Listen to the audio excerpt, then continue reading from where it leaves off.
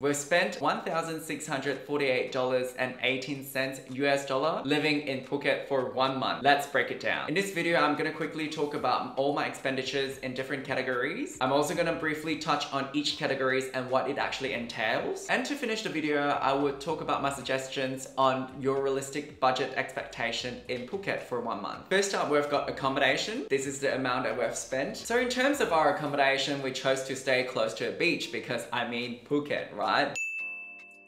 But we didn't want to stay close to the main beach, so we chose Karon, which is relatively touristy but not as touristy. The accommodation is located within 5-minute walking distance from the beach. I run along the coastline. There are lovely restaurants and bars along the coastline. It's a great area to live. In terms of the accommodation itself, it's something that we found on booking.com and we just booked it for the whole month and continued staying there. It's a simple room with very subpar working space, located on the 2nd floor with no elevator. We've got cleaning staff coming in every day, which is a luxury. All in all, I really like the accommodation for the price and the location. Next up, we've got food and drinks. This is the amount that we have spent. Do you know what? I was really surprised when I was putting all these numbers together. I found out that we actually spend more on food in Phuket compared to in Bangkok.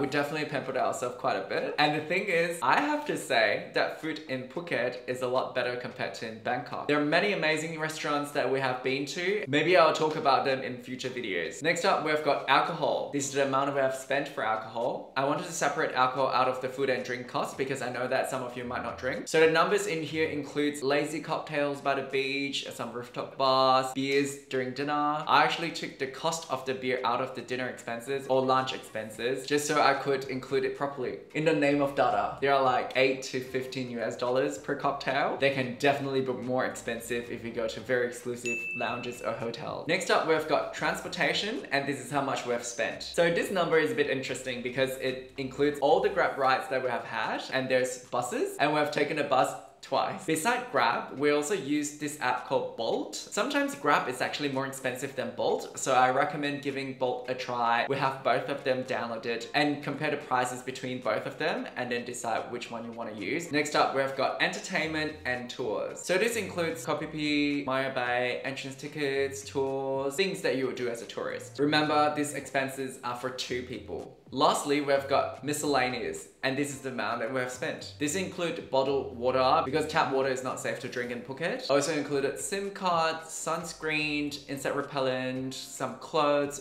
minor shopping and gifts. So if you're a party of 2, it will be a very fair estimate if you're eating out all the time for the whole month, not cooking, going for food court, going for street food, have 1 to 2 fancy restaurants per fortnight. This will be a very fair estimate. Solo, this will be the price per month. Finally, let's talk about the prices in Phuket. So Phuket is really popular among the tourists. There are certain things that are definitely more expensive than Bangkok or other major cities in Southeast Asia. However, for such a beautiful island, so many things to do, I highly recommend it. There are definitely many other islands in Malaysia, the Philippines, or Indonesia that's half the price of this that you'll pay for a month. Maybe the convenience of Phuket being an international harbor or having an international airport makes it so much more attractive, and also there's a price to pay for that. If you enjoy cost of living in different city kind of videos, I've inserted a playlist here. It will basically be me talking about my experiences living in different countries and the cost of living for a month in each of these cities. And till next time, ciao!